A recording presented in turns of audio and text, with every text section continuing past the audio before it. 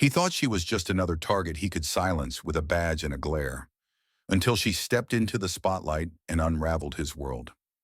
The city street was quiet that evening, the hum of downtown fading as dusk settled over Atlanta, Georgia. Neon signs flickered above shuttered storefronts, casting jagged reflections on the sidewalk.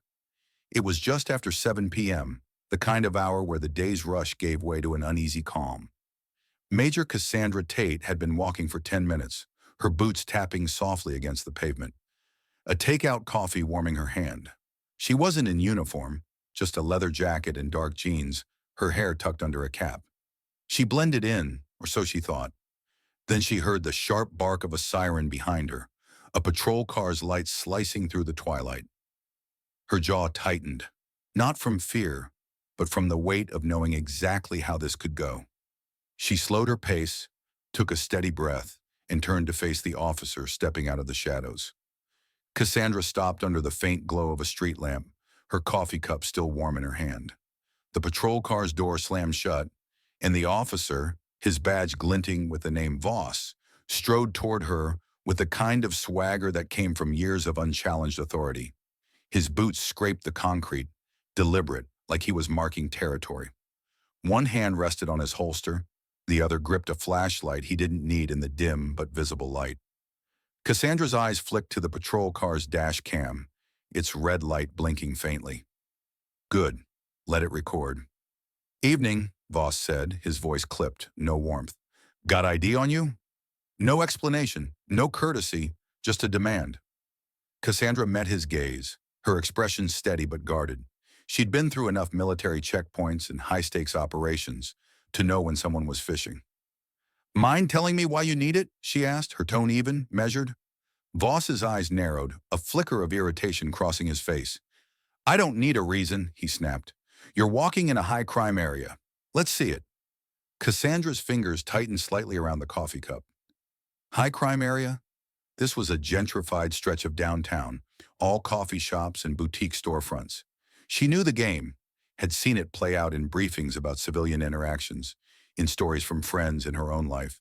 Her pulse stayed steady, her training kicking in. I'm just heading home, she said, voice calm but firm. Haven't done anything wrong. Voss stepped closer, his flashlight flicking on, the beam grazing her face. You arguing with me? He asked, his tone low, almost daring her to push back. She didn't flinch. I'm asking a question. A beat of silence hung between them, heavy with unspoken tension. Cassandra could feel the shift, the moment where power tested resistance, where one side expected the other to fold. She'd faced worse than Voss, hostile negotiations in overseas deployments, split-second decisions in combat drills. This was nothing, but it wasn't nothing. Step over here, Voss ordered, jerking his head toward the patrol car. Hands where I can see 'em. Cassandra raised an eyebrow, setting her coffee cup carefully on the ground. For what? She asked, her voice still steady but edged with steel. Voss's smirk was faint but unmistakable. Because I said so. She exhaled slowly, her mind racing through her options. No witnesses lingered on the street, just a distant couple crossing the road, too far to hear. Her phone was in her pocket, but reaching for it now would escalate things. She straightened, her posture relaxed but deliberate, and took a single step toward the patrol car. I'm complying, she said, locking eyes with him. But I'm also asking, what's the reason? Voss's smirk faded. He didn't like that. Her calm, her clarity, her refusal to shrink. You're getting on my nerves, he muttered, his hand twitching toward his radio. We got a non-compliant pedestrian here, he said into the speaker, loud enough for her to hear. Cassandra's jaw tightened. Non-compliant. That word was a weapon, one she'd heard too many times in stories that ended badly. She kept her hands visible, her breathing even. Officer Voss, she said, her voice low but clear, you're making a mistake. His head snapped up, eyes narrowing at the sound of his name. What did you say? He demanded, stepping closer, close enough that she could smell the stale coffee on his breath. Cassandra didn't back away. I said you're making a mistake, she repeated, her tone unshaken. I know my rights. I know what you can and can't do. For a moment, Voss looked thrown, caught off guard by her certainty, Then his face hardened. "Turn around," he barked. "You're under arrest." "For what?" Cassandra's voice cut through the night air, sharp now. Voss reached for his cuffs, the metal glinting in the streetlight. "Obstructing an officer," he said, almost spitting the words. Her military training surged to the forefront. Control the situation, assess the risks, survive to fight another day. She could resist, call his bluff, but she knew the cost. A night in a cell was better than a statistic on the evening news. Slowly, deliberately, she turned, placing her hands behind her back. The cuffs clicked shut, biting into her wrists. Too tight, on purpose. Voss shoved her toward the patrol car, his grip rougher than necessary. "You think you're smart, huh?" he muttered as he opened the back door.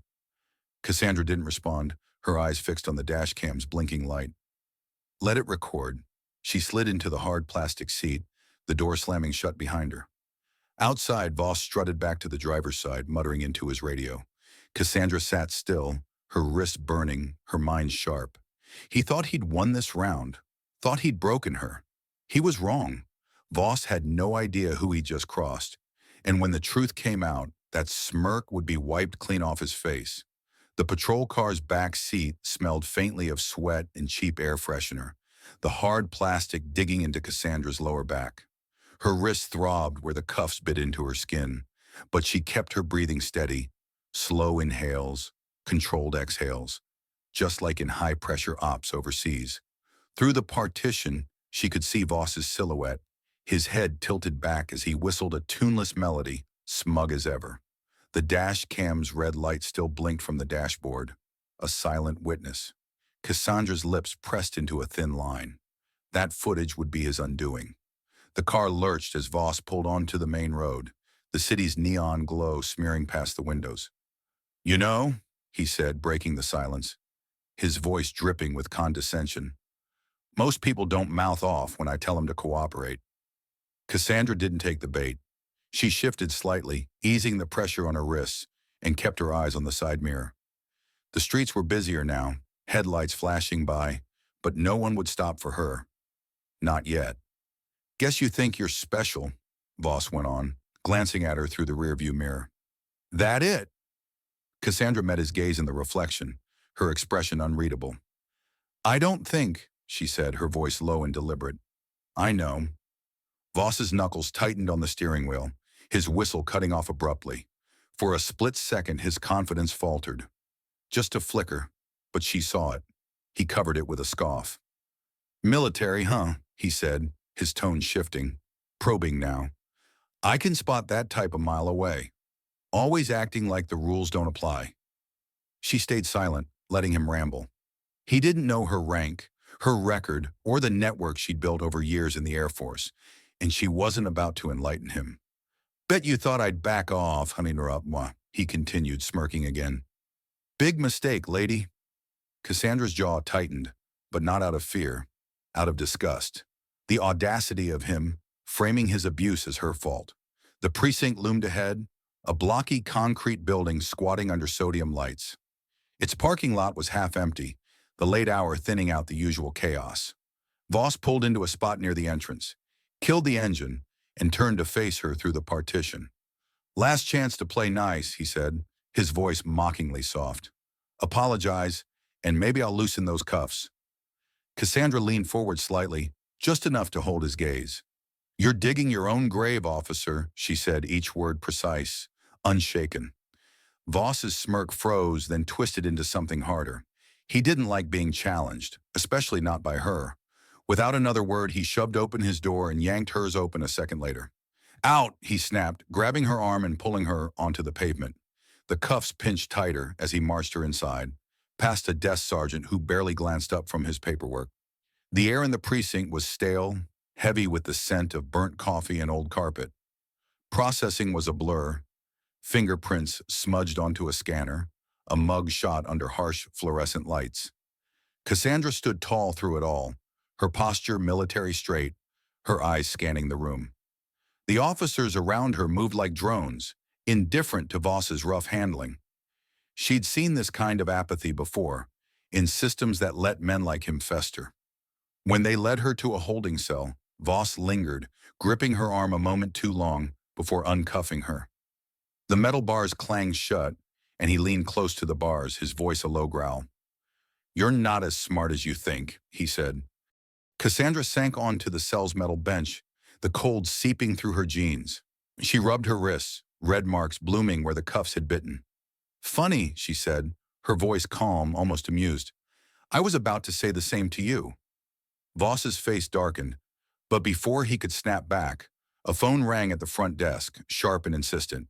He shot her one last glare, then stalked off, his boots echoing down the hall.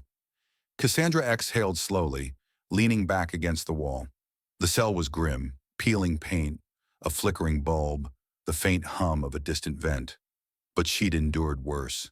Desert outposts, interrogation training, nights where survival wasn't guaranteed. This question mark. This was just a waiting game. Through the bars, she could hear snippets of the precinct's rhythm. A radio crackling, officers muttering over coffee, the occasional slam of a file cabinet. Then heavier footsteps. Voss again. He appeared at the cell, arms crossed, that same infuriating smirk plastered on his face. "Comfy?" he asked, tilting his head like he was inspecting a caged animal. Cassandra didn't bother looking at him, her gaze fixed on a crack in the opposite wall. "You really think you're walking out of here tonight?" he pressed, stepping closer to the bars. "No one's coming for you." She let a slow, deliberate smile curl her lips, finally meeting his eyes. "I don't need to walk out tonight," she said. "I'm exactly where I need to be." Voss's smirk wavered, just for a second, a shadow of doubt creeping into his expression. He covered it with a laugh, but it was forced, brittle. "Keep dreaming," he muttered, turning away. But Cassandra caught the tension in his shoulders, the way his hand twitched at his side. He wasn't as sure as he wanted to be. Minutes dragged by, the cell's silence broken only by the drip of a leaky pipe somewhere down the hall. Cassandra sat still, her mind sharp, replaying every moment of the encounter. Voss's words, his actions, the dash cam's steady blink. They were all pieces of a puzzle she'd already started to solve. Then a new sound cut through the quiet. Hurried footsteps, followed by a low, urgent voice from the front desk. "Voss," someone called, a younger officer by the sound of it. "You need to take this call." Cassandra tilted her head, listening. The conversation was muffled, but she caught fragments. "Lawyer. Questions about the arrest. Someone high up." Voss's voice came back, sharp and defensive. "What do you mean, high up?"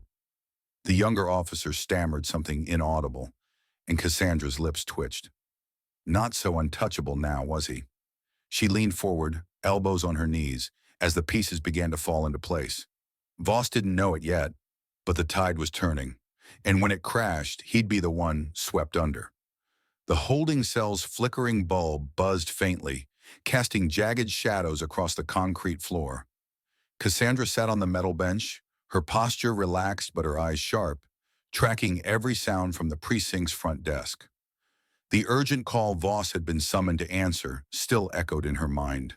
Muffled words about a lawyer, someone high up. Her lips curved slightly. She didn't need to know the details to sense the shift. The game was changing, and Voss was about to learn he'd picked the wrong opponent.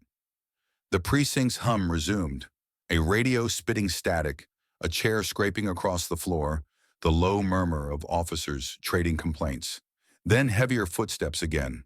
Voss's, unmistakable in their clipped, angry rhythm. He stormed back into view, his face tight, the smirk gone. His hands were balled into fists, and a sheen of sweat glistened on his forehead, despite the precinct's chill.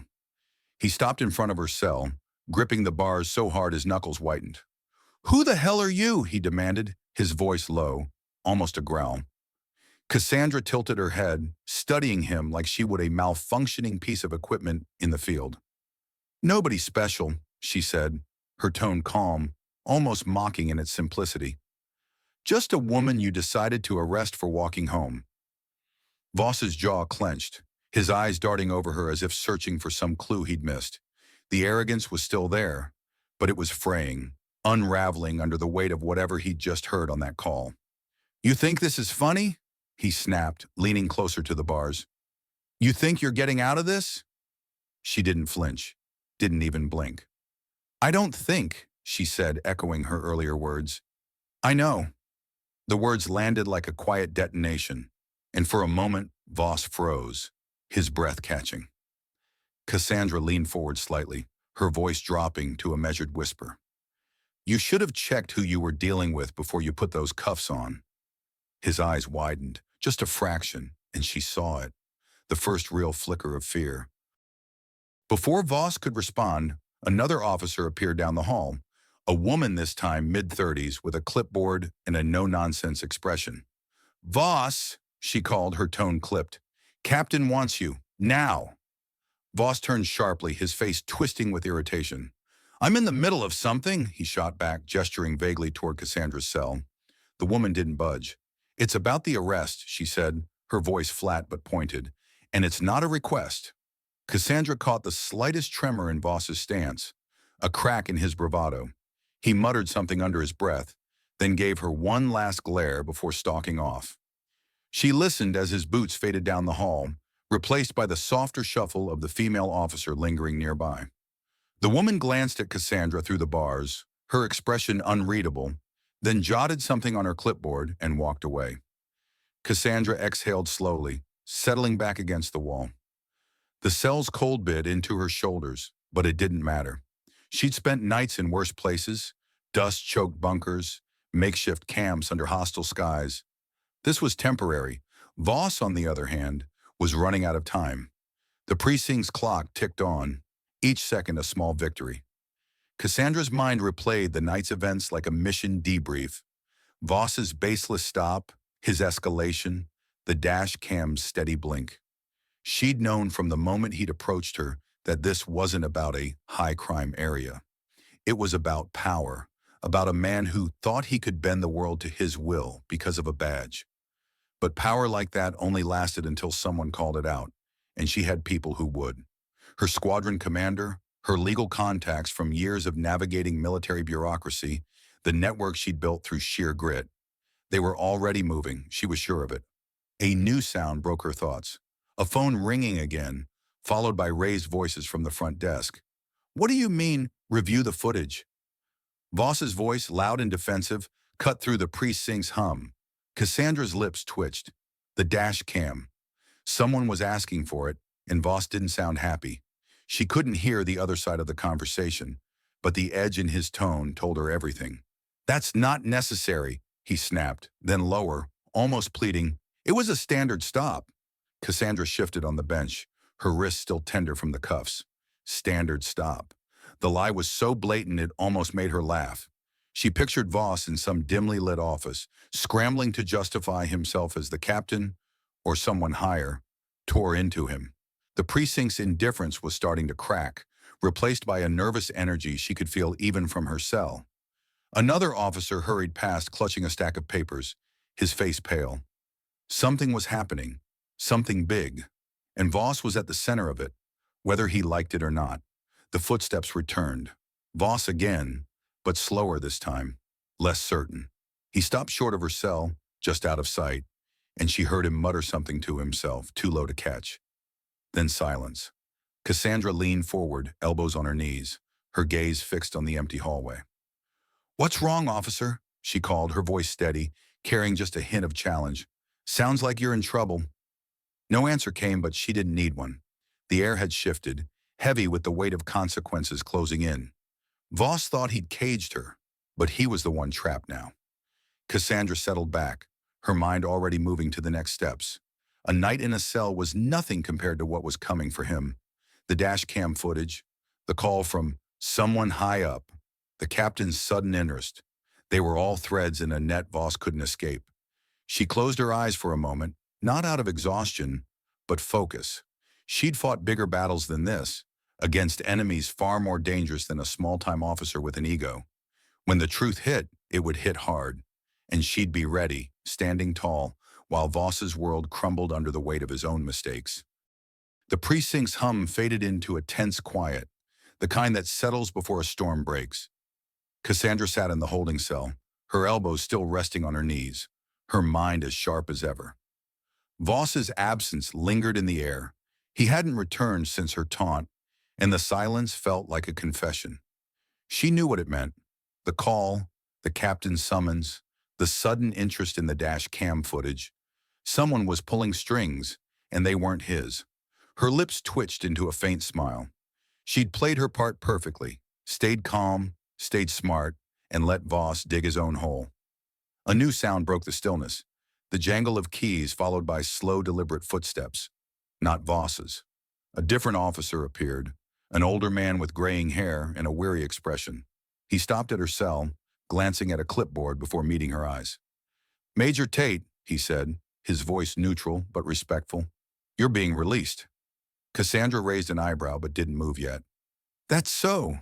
she asked, her tone steady. The officer nodded, unlocking the bars with a heavy clank.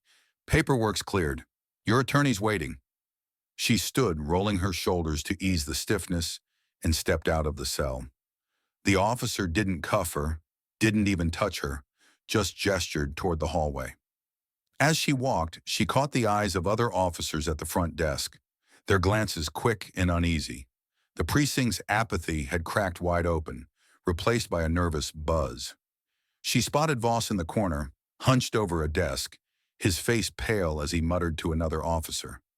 He didn't look up, but she felt his awareness, like a cornered animal sensing the trap. "Good, let him squirm." Her attorney, Lena Carver, stood near the exit, a woman in her 40s with a tailored blazer and a stack of files under one arm. Lena's eyes flicked over Cassandra, assessing, then softened with a nod. "You okay?" she asked, her voice low but firm. Cassandra gave a small shrug. "Been through worse." Lena's lips quirked, but her focus shifted as she handed Cassandra a coat.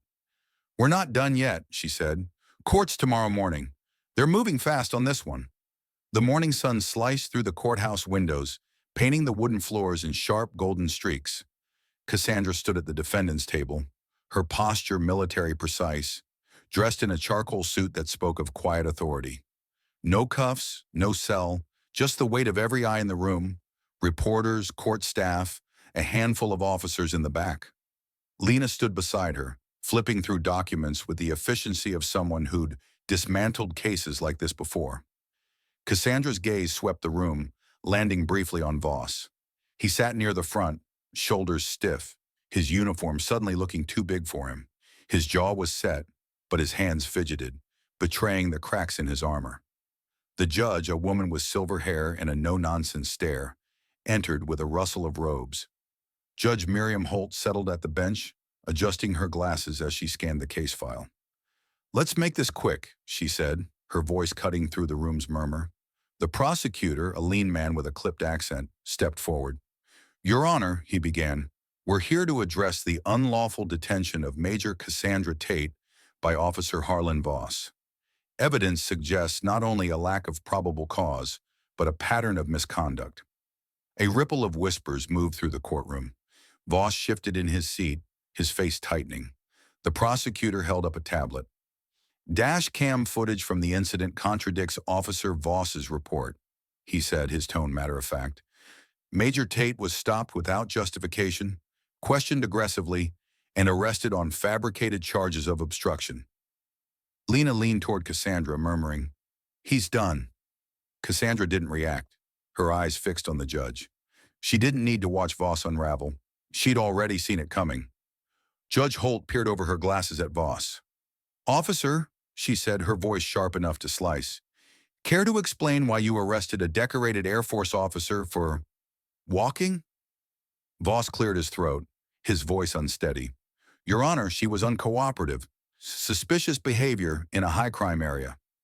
The prosecutor didn't miss a beat, turning to the judge. "Major Tate's record is spotless. Multiple commendations, no priors. Yet Officer Voss's arrest history shows a disproportionate number of stops involving black pedestrians." The courtroom's murmurs grew louder.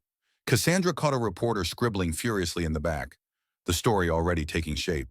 Voss's face flushed, his hands gripping the edge of his seat.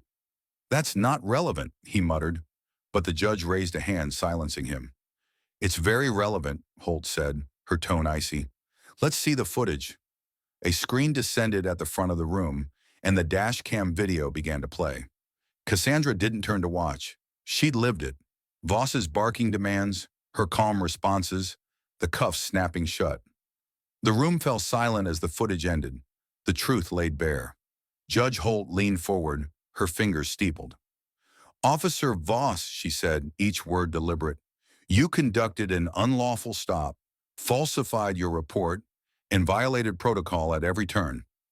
Voss opened his mouth, but no words came. The judge wasn't done. "The charges against Major Tate are dismissed." Her gavel struck with a crack, final and unyielding. "And I'm recommending a full investigation into your conduct. This court is adjourned." The room erupted into a low buzz, reporters rushing for the exits, officers whispering among themselves. Voss sat frozen, his face a mask of disbelief, his hands clenched into fists. Cassandra exhaled slowly, her expression unchanged, but beneath it, a quiet fire burned. She'd never doubted this outcome. Not once. Lena gathered her files, giving Cassandra a nod. "Told you," she said. "He's done." Cassandra glanced at Voss one last time as she turned to leave. Their eyes met, and for a moment she saw it, the realization that he'd lost everything. She didn't need to say a word. The truth had spoken for her. The courthouse doors swung shut behind Cassandra, muffling the buzz of reporters and the echo of her own steady footsteps. Outside, Atlanta's morning air was crisp, carrying the faint scent of exhaust and blooming magnolias. She paused on the steps, her charcoal suit catching the sunlight, and took a slow breath. The weight of the past 24 hours didn't cling to her. She'd carried heavier burdens in war zones and command rooms. But the victory wasn't just hers. It belonged to everyone who'd faced a badge like Voss's and walked away with scars instead of justice. Inside, the precinct was unraveling for Harlan Voss. He'd slipped out of the courtroom before the reporters could swarm, his face a storm of red and white as he shoved past a bailiff. The hallway stretched endlessly before him, its polished tiles reflecting his distorted silhouette. He'd always walked these corridors like a king, shoulders squared, chin high, badge gleaming. Now every glance from a passing officer felt like a blade. Word of the judge's ruling had spread faster than he could outrun, and the precinct's walls seemed to close in with every step. Voss reached the captain's office, the door already ajar. Captain Marcus Reed stood behind his desk, a broad man with a face carved from years of hard decisions. His arms were crossed, his expression unreadable, but the stack of files on his desk, Voss's arrest records, told a story of their own. "Sit," Reed said, his voice low, final. Voss hesitated, then dropped into the chair, his hands gripping the armrests. "This isn't what it looks like," he started, but Reed cut him off with a raised hand. "Don't," Reed said, his tone sharp enough to draw blood. "The footage doesn't lie. You stopped a decorated Air Force major for no reason, cuffed her, lied about it, and thought you'd skate." He leaned forward, his eyes boring into Voss. "You didn't even check her ID. You had no idea who she was." Voss's mouth opened, then shut, his throat working like he was swallowing glass.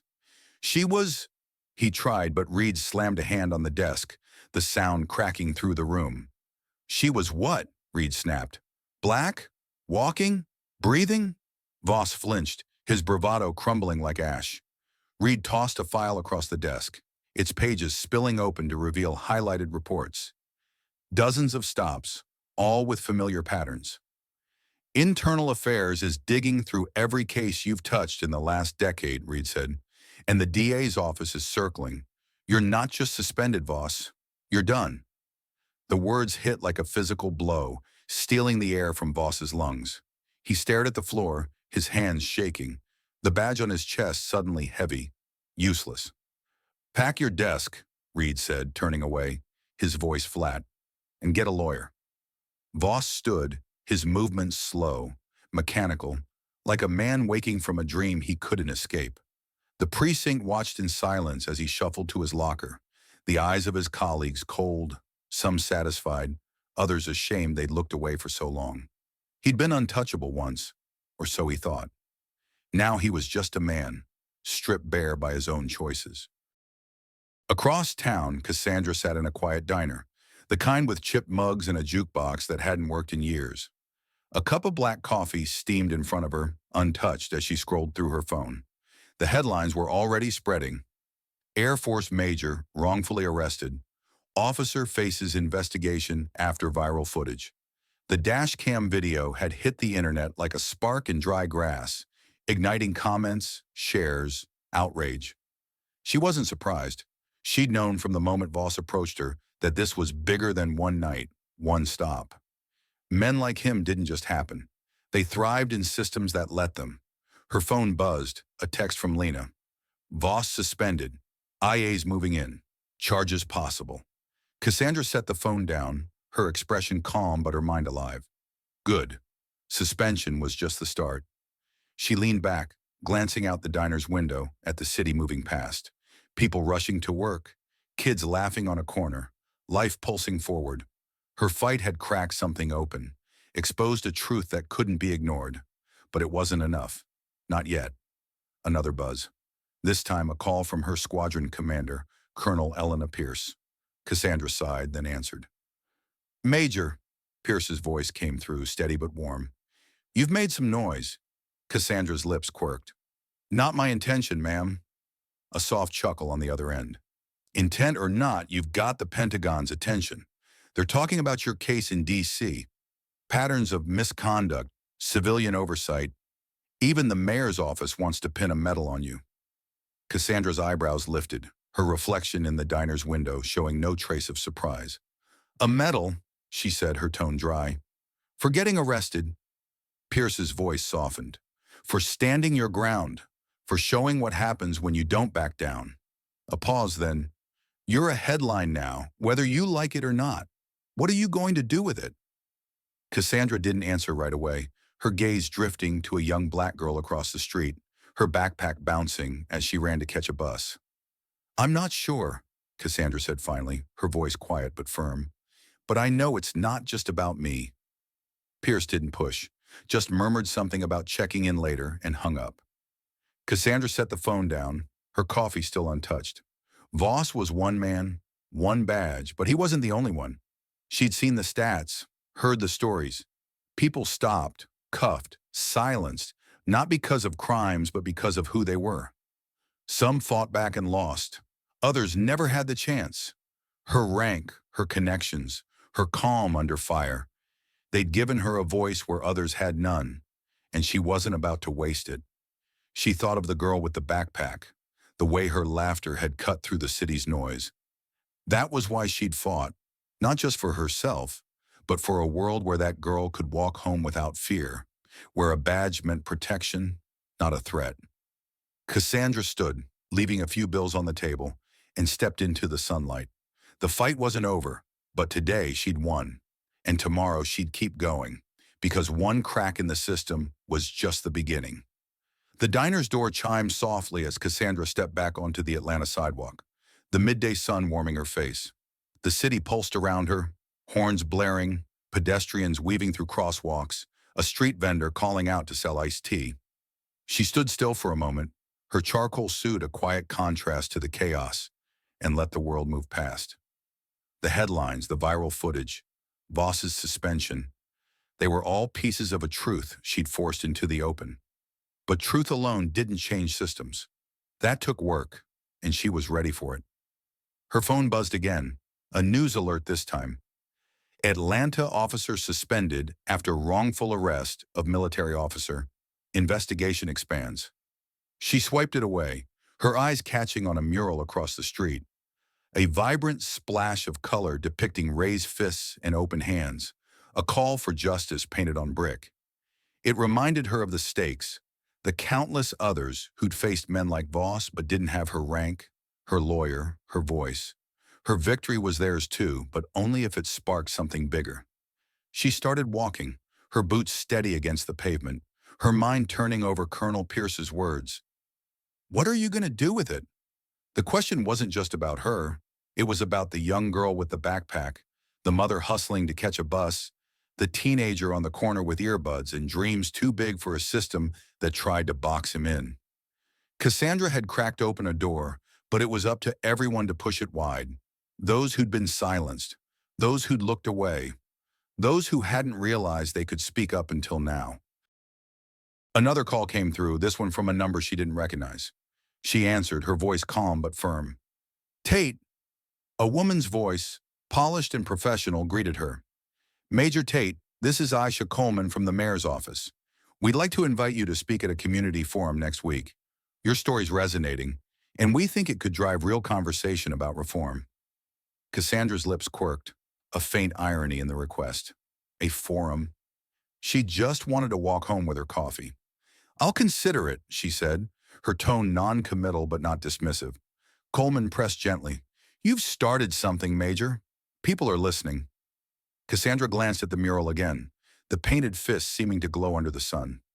I know, she replied, but it's not about me talking. It's about what happens after. She ended the call and tucked her phone away, her steps picking up pace. The mayor's office, the Pentagon, the headlines, they all wanted her story, but she wasn't here to be a symbol.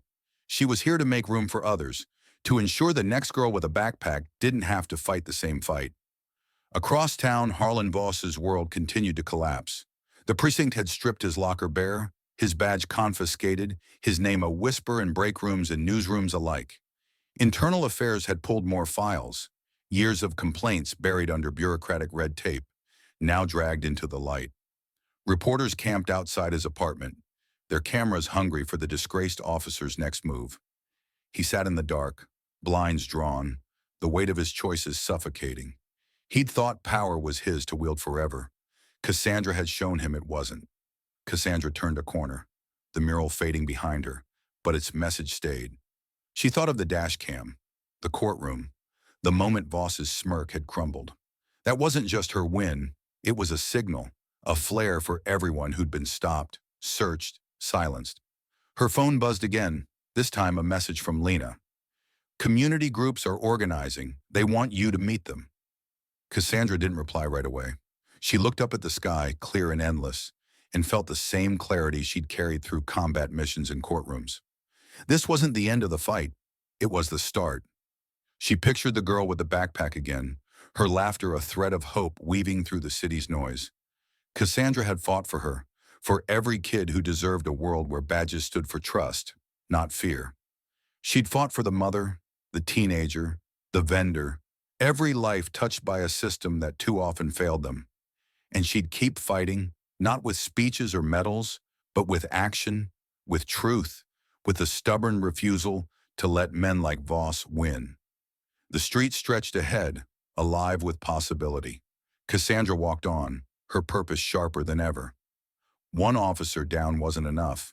Systems didn't change with one case, but it was a start, a spark, and sparks could ignite fires. She'd make sure of it, for the girl, for the city, for the future.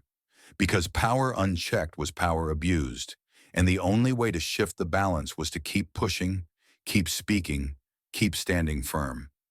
This wasn't just Cassandra's story, it was everyone's. It happens every day. People stopped, judged, hurt, not for what they've done, but for who they are. Most don't have a dash cam, a lawyer, or a title to shield them. That's why it matters. If this story stirred something in you, don't let it fade. Share it. Talk about it. Ask why it keeps happening and what it'll take to stop. Change doesn't come from silence. It comes from voices, loud and relentless. So start the conversation today because the next spark could be yours. Spark.